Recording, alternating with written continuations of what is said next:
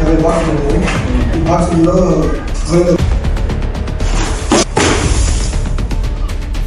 ఇన్ని రోజులు నేను ఈ పని నా చేస్తున్నాను. నేను ప్యాకెట్ సామాన్ అమ్ముతున్నారేమో అనుకున్నా. ఇలా డ్రగ్స్ గా చేసేదంటే ఇప్పుడు వచ్చి నేను పనికి రానా.